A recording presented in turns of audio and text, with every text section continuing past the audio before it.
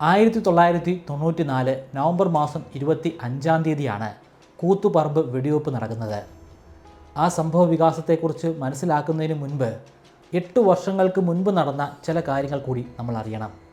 1986 ആ കാലഘട്ടത്തിൽ കമ്മ്യൂണിസ്റ്റ് പാർട്ടിയിലെ ഏറ്റവും താരപരിവേഷമുണ്ടായിരുന്ന നേതാവാണ് MVR അല്ലെങ്കിൽ MV രാഘവൻ. അദ്ദേഹം ബദൽ രേഖ കൊണ്ടുവരുന്നത് ഈ ഒരു ഘട്ടത്തിലാണ്. കമ്മ്യൂണിസ്റ്റ് പാർട്ടിക്ക് ഇന്ത്യൻ യൂണിയൻ മുസ്ലിം ലീഗുമായിട്ട് ചേർന്ന് പ്രവർത്തിക്കാം, അതിൽ ഒരു തെറ്റുമില്ല. പക്ഷേ പാർട്ടിക്ക് അത് ഒട്ടും തന്നെ സ്വീകാര്യമായിരുന്നില്ല. അതിനെ തുടർന്നാണ് MVR പാർട്ടിയുടെ കണ്ണിലെ കരടായി മാറുന്നത്. ഒട്ടും വൈകിയില്ല, 1986 തന്നെ പാർട്ടിയിൽ നിന്നും MVRനെ പുറത്താക്കി. പക്ഷേ പാർട്ടിയിൽ നിന്ന് പുറത്തായ MVR വെറും കൈയോടുകൂടി നോക്കിയിരിക്കാൻ കൂട്ടാക്കിയില്ല. അദ്ദേഹം പുതിയൊരു പാർട്ടിയുമായിട്ട് മുന്നോട്ട് വന്നു. അങ്ങനെയാണ് CMB അല്ലെങ്കിൽ കമ്മ്യൂണിസ്റ്റ് മാർക്സിസ്റ്റ് പാർട്ടി ഉണ്ടാകുന്നത്. അദ്ദേഹം പുതിയൊരു പാർട്ടി സ്ഥാപിച്ചു എന്ന് മാത്രമല്ല, CPIMനെ വളരെ മോശമായിട്ട് തന്നെ വിമർശിക്കുകയും ചെയ്തു. CPIM സ്റ്റാലിനിസമാണ് ഫോളോ ചെയ്യുന്നത്. അവർക്കെതിരെ ആരെങ്കിലും എന്തെങ്കിലും സംസാരിച്ചു കഴിഞ്ഞാൽ അവരെ കൊല്ലാൻ മടിക്കുകയില്ല എന്ന് പോലും ഈ ഘട്ടത്തിൽ MV രാഘവൻ പറയുന്നുണ്ട്. തനിക്ക് സ്റ്റാലിനിസത്തോട് ഒട്ടും തന്നെ താല്പര്യമില്ല. എൻ്റെ പാർട്ടിയായ CMB പ്രവർത്തിക്കാൻ പോകുന്നത് ലെനിനിസം മാർക്സിസം ബേസ് ചെയ്തിട്ടാണെന്ന് അദ്ദേഹം പറഞ്ഞു.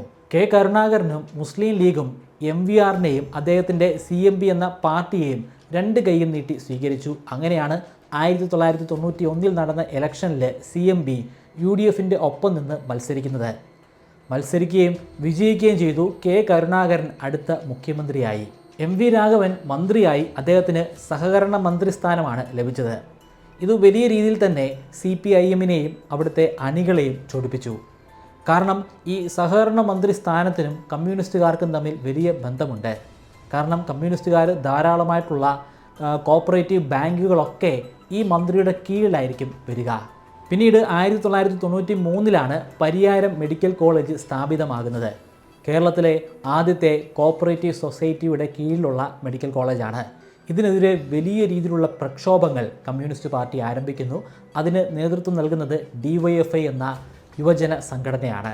പിന്നീട് അങ്ങോട്ടുള്ള ദിവസങ്ങളിൽ വലിയ രീതിയിലുള്ള പ്രക്ഷോഭങ്ങൾക്കാണ് കേരളം സാക്ഷ്യം വഹിക്കുന്നത്. അങ്ങനെയിരിക്കെ 1994 നവംബർ മാസം 20 ഒരു വാർത്ത പരക്കുകയുണ്ടായി. 5 ദിവസങ്ങൾ കൂടി കഴിഞ്ഞ് നവംബർ മാസം 25 കൂത്തുപറമ്പ് സ്ഥിതി ചെയ്യുന്ന കോപ്പറേറ്റീവ് അർബൻ ബാങ്കിൻ്റെ ബ്രാഞ്ച് ഉദ്ഘാടനം ചെയ്യാൻ പോവുകയാണ്. ഉദ്ഘാടകൻ MV രാഘവനാണ്. അതിനെ തുടർന്ന് അതേ ദിവസം തന്നെ കണ്ണൂർ DYFI ജില്ലാ കമ്മിറ്റി ഒരു യോഗം ചേർന്നു. ആ യോഗത്തിൽ അവരെല്ലാവരും ഒത്തുചേർന്ന് ഒരു തീരുമാനമെടുത്തു. അതനുസരിച്ച് 25 MVR കൂത്തുപറമ്പ് എത്തിച്ചേരുമ്പോൾ അവരുടെ പ്രതിഷേധം കടുത്ത ഭാഷയിൽ തന്നെ അറിയിക്കും. ഈ വിവരം അവർ മുൻകൂട്ടി പോലീസുകാരെ അറിയിക്കുന്നുണ്ട്. ഞങ്ങൾ ഇത്തരത്തിലുള്ള ഒരു പ്രതിഷേധം നടത്തുന്നുണ്ടെന്ന്. പോലീസുകാർ അതീവ ജാഗ്രതയോടുകൂടി തന്നെയാണ് പിന്നീടുള്ള കരുക്കൾ നിൽക്കുന്നത്. സ്പെഷ്യൽ ബ്രാഞ്ച് വ്യക്തമായിട്ടുള്ള അന്വേഷണങ്ങൾ നടത്തി. അതിലൂടെ അവർക്ക് മനസ്സിലാക്കാൻ കഴിഞ്ഞത് എന്തും സംഭവിക്കാം ആ ദിവസം MVRന്. പക്ഷേ എന്തു പ്രശ്നമുണ്ടായാലും അതേ ദിവസം കൂത്തുപറമ്പ് വന്ന് ഉദ്ഘാടനം ചെയ്യുമെന്ന് MVR ഉറപ്പിച്ചു. നവംബർ 25 രാവിലെ മുതൽ തന്നെ കൂത്തുപറമ്പിൽ കനത്ത പോലീസ് സംരക്ഷണം ഏർപ്പാടാക്കി. ASP രവത ചന്ദ്രശേഖരനും DYSP അബ്ദുൽ ഹക്കീം ബത്തേരിക്കുമാണ് ചാർജ്. ഉദ്ഘാടന പരിപാടിയുടെ ഭാഗമായി അവിടെ എത്തിച്ചേരുന്നത് ഒരു മന്ത്രിയല്ല, 2 മന്ത്രിമാരാണ്. MVRന് പുറമെ അന്നത്തെ തൊഴിൽ മന്ത്രിയായ രാമകൃഷ്ണനുമുണ്ട്. രാമകൃഷ്ണൻ അവിടേക്ക് പുറപ്പെടാൻ തുടങ്ങിയതാണ്. പക്ഷേ കൂത്തുപറമ്പ് അരങ്ങേറിക്കൊണ്ടിരിക്കുന്ന പ്രശ്നങ്ങളെക്കുറിച്ചുള്ള വിവരം അദ്ദേഹത്തിന് ലഭ്യമായപ്പോൾ പിന്നീട് പിന്മാറുകയായിരുന്നു. എന്നാൽ MVR പിന്മാറാൻ കൂട്ടാക്കിയില്ല. അദ്ദേഹം കൃത്യസമയത്ത് തന്നെ കൂത്തുപറമ്പ് എത്തിച്ചേർന്നു. പിന്നീട് ഒരു വലിയ കയ്യാങ്കളിയാണ് അവിടെ അരങ്ങേറുന്നത്. പോലീസുകാരും പ്രതിഷേധക്കാരും തമ്മിൽ അരങ്ങേറിയ കയ്യാങ്കളി. ആ കയ്യാങ്കളി ഒരു ഘട്ടം കഴിഞ്ഞപ്പോഴേക്കും ടിയർ ഗ്യാസ് പ്രയോഗത്തിലേക്ക് എത്തിച്ചേർന്നു. ടിയർ ഗ്യാസ് പ്രയോഗത്തിലും ആളുകൾ പിന്മാറിയില്ല. പിന്നീട് ഒട്ടും വൈകാതെ RDO TT ആൻ്റണിയിൽ നിന്നും ഞെട്ടിക്കുന്ന ഒരു അനൗൺസ്മെൻ്റ് ഉണ്ടായി. വെടിവെക്കുക. ആകാശത്തേക്കല്ല, മുന്നിൽ നിൽക്കുന്ന ആളുകളുടെ നെഞ്ചത്തേക്ക്. ഒരു വാണിങ്ങും ഇല്ലാതെ തന്നെ വെടിവെക്കുക. അവിടെ ഉണ്ടായിരുന്ന പ്രതിഷേധക്കാർക്ക് മുന്നിൽ നിൽക്കുന്ന പോലീസുകാരുടെ കയ്യിലെ തോക്കുകൾ കാണാൻ കഴിയുമായിരുന്നു. പക്ഷേ അവർ സ്വപ്നത്തിൽ പോലും കരുതിയിരുന്നില്ല ആ തോക്കുകൾ ഇപ്പോൾ പ്രവർത്തിച്ചു തുടങ്ങുമെന്ന്.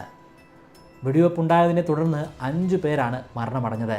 കെ രാജീവൻ, മധു, ഷിബുലാൽ, ബാബു, റോഷൻ 6 പേർക്ക് ഗുരുതരമായിട്ടുള്ള പരിക്കുകളേറ്റു. ആ 6 പേരിൽ ഒരാളാണ് പുഷ്പൻ. പുഷ്പൻ്റെ കഴുത്തിലാണ് വെടിയേൽക്കുന്നത്. അതിനെ തുടർന്ന് അദ്ദേഹത്തിൻ്റെ കഴുത്തിന് കീഴ്പോട്ടുള്ള ഭാഗങ്ങൾക്ക് ചലനമറ്റു. ചലനശേഷി ഇല്ലാതെ പിന്നീട് അദ്ദേഹം 30 വർഷങ്ങളാണ് ജീവിച്ചു എന്ന് തന്നെ നമുക്ക് പറയാൻ സാധിക്കുകയില്ല. മരണത്തിനും ജീവിതത്തിനും ഇടയിലുള്ള ഒരു യാത്രയിലായിരുന്നു. ആ യാത്രയാണ് ഇപ്പോൾ അവസാനിച്ചിരിക്കുന്നത്.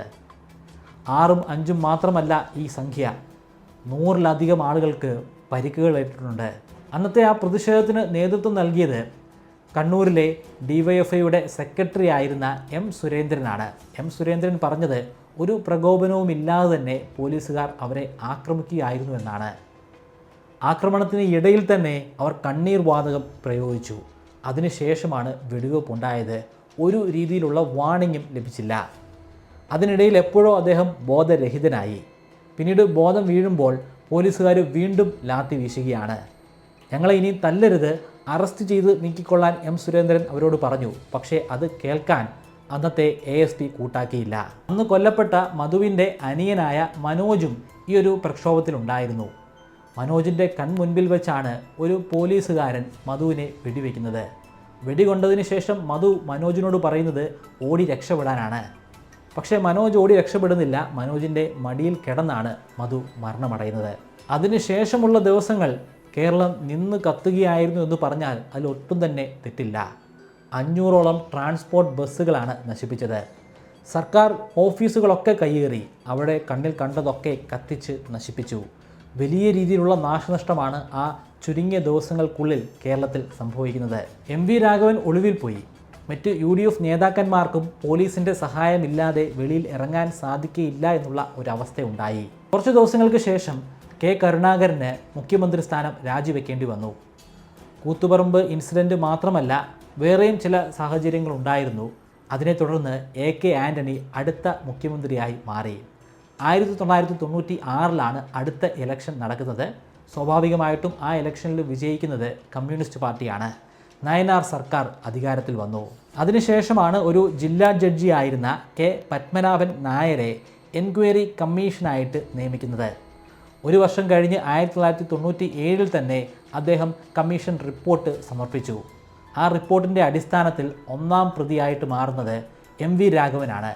വെടിവെക്കാൻ ഓർഡർ കൊടുത്ത RDO TT Antony, Hakeem Batheri, Revatha Chandrasekhar ASP, പിന്നീട് നിരവധി കോൺസ്റ്റബിൾമാർ, ഹെഡ് കോൺസ്റ്റബിൾമാർ, ഇവരൊക്കെ അതിൽ പ്രതികളായിട്ട് മാറി. MV രാഘവനെ അറസ്റ്റ് ചെയ്തു. വെറും 24 മണിക്കൂറുകൾ മാത്രമാണ് MVRന് തടവിൽ കഴിയേണ്ടി വന്നത്. അതിനുശേഷം അദ്ദേഹത്തിന് ജാമ്യം ലഭിച്ചു.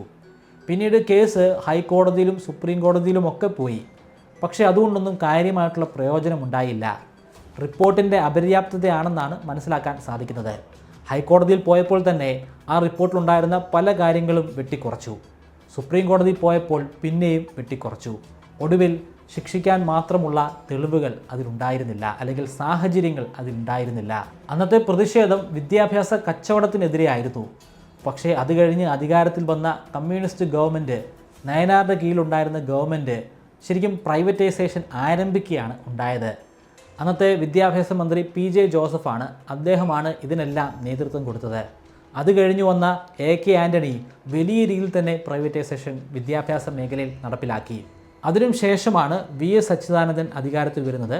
അദ്ദേഹവും അദ്ദേഹത്തിനോടൊപ്പം ഉണ്ടായിരുന്ന വിദ്യാഭ്യാസ മന്ത്രിയായ MA ബേബിയും പുതിയൊരു നിയമം കൊണ്ടുവന്നു. ഈ പ്രൈവറ്റൈസേഷനെ തച്ചുടയ്ക്കുന്ന തരത്തിലുള്ള ഒരു നിയമം. പക്ഷേ ഇത് മാനേജ്മെൻറ്റുകൾ കോടതിയിൽ ചോദ്യം ചെയ്യുകയും അത് കോടതി റദ്ദ് ചെയ്യുകയും ഉണ്ടായി. MV രാഘവന് ഈ സംഭവവുമായി ബന്ധപ്പെട്ട് ഒരു രീതിയിലുള്ള പശ്ചാത്താപവും ഉണ്ടായിരുന്നില്ല. അവസാന നാളുകളിൽ പോലും അദ്ദേഹം പറഞ്ഞിരുന്നത് അന്ന് DYFIക്കാർ തന്നെ കൊല്ലാൻ ശ്രമിക്കുകയായിരുന്നു എന്നാണ്. പക്ഷേ അദ്ദേഹത്തിനല്ലാതെ ഇത്തരത്തിലുള്ള ഒരു അഭിപ്രായം മറ്റാർക്കും തന്നെ ഉണ്ടായിരുന്നില്ല. കാരണം പട്ടാപ്പകൽ പോലീസുകാരുടെ മുൻപിൽ വെച്ച് DYFIക്കാർ ഒരു മന്ത്രിയെ കൊല്ലാൻ ശ്രമിക്കുമോ? അവരുടെ ഉള്ളിൽ കൊല്ലണമെന്നുള്ള ആഗ്രഹമുണ്ടെങ്കിൽ പോലും അവർ രഹസ്യമായിട്ടായിരിക്കില്ലേ കൊല്ലുന്നത്?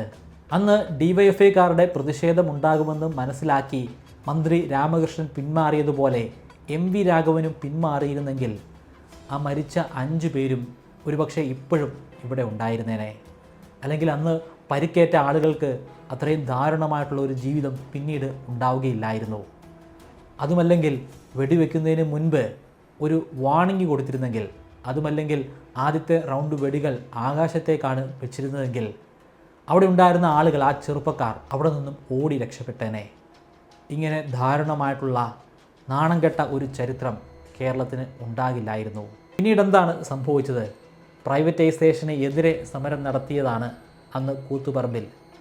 പക്ഷേ കേരളം ഇപ്പോൾ വിദ്യാഭ്യാസം ഒരു വലിയ കച്ചവടമാക്കി മാറ്റിയിരിക്കുന്നു. പിന്നീട് നമ്മുടെ ചുറ്റുപാടുമുള്ള കമ്മ്യൂണിസ്റ്റുകാരുടെ മക്കൾ പോലും പ്രൈവറ്റ് മാനേജ്മെൻറ്റിൻ്റെ കീഴിലുള്ള വിദ്യാഭ്യാസ സ്ഥാപനങ്ങളിലായിരിക്കും പഠിച്ചിട്ടുണ്ടാവുക. കൊലയാളി രാഘവൻ എന്ന് വിളിച്ചിരുന്ന MV രാഘവൻ ഒടുവിൽ കമ്മ്യൂണിസ്റ്റുകാർക്ക് പ്രിയപ്പെട്ട MVR തന്നെയായി മാറി.